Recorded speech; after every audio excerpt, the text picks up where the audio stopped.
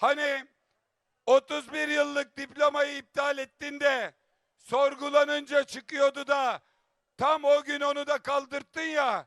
Pendik Meydanı da senin diplomanı sorguluyor. Diyorlar ki diplomasız Erdoğan diyorlar.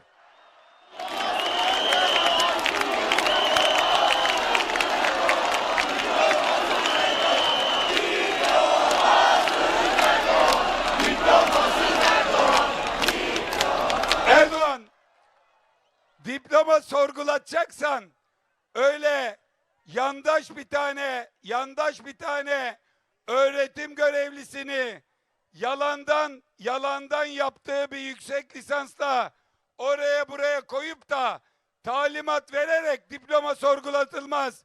Böyle 10 binler, 100 binlere sorgulatırım diplomanı. Milyonlara.